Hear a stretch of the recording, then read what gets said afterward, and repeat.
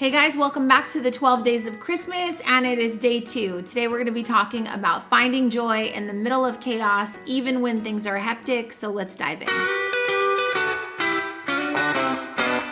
Let's start with tip number 1 of 3, and that is you've got to differentiate what things are urgent and what things are important and maybe not so pressing. And to illustrate what I'm talking about, here's a graphic. So there are things that are urgent that are also important, and those things should be done now. There are things that are not so urgent, but they are important, and those things should be planned. They don't require that you do them right now, but you probably want to do them now and they feel looming. You might also get distracted and do those things over the first category, which is more urgent and more important. And then there's things at the bottom of this quadrant that are urgent, but they're not important. You could delegate those or again, plan those for a later date. And then over in the right-hand corner, they're not urgent and they're not important, so you shouldn't be focusing on those right now. And so often I see people get overwhelmed in their daily schedule simply because they don't follow a format like this. And they think everything is pressing and everything is urgent. And so this hinders you from being able to focus on the things that are really important that matter right now, and then feeling a sense of accomplishment after you complete those, right?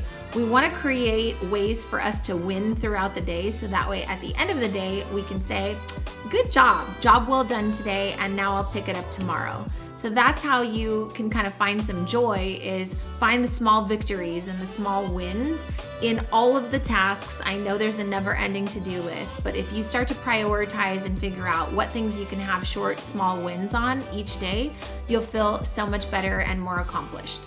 Another way to find joy in the middle of chaos or the busyness of running a business is to ask yourself just how much you're willing to do. You've got to assess your schedule and ask yourself, like, how much time do you want to focus on the business? How much time do you want to input into this right now based on the season that you're in your life? I'll give you an example. Being a mom is really important to me. Raising a family is really important to me.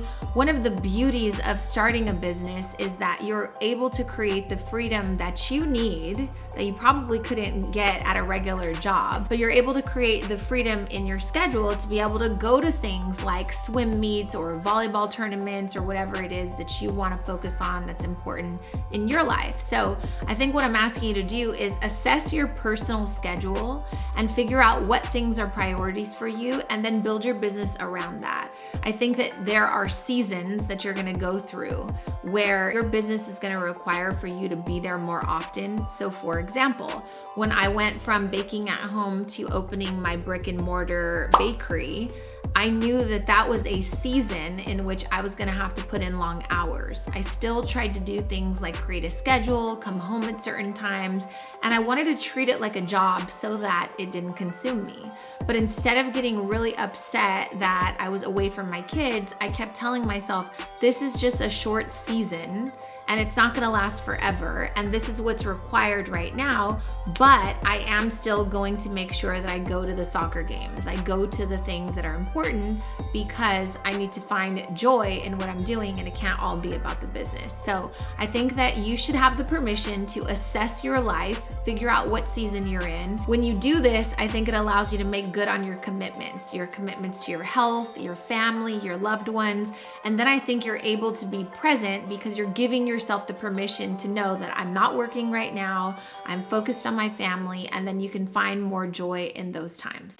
The third tip that I would tell you on finding joy in the middle of chaos is to remember that likely you prayed for this chaos. Here's what I mean.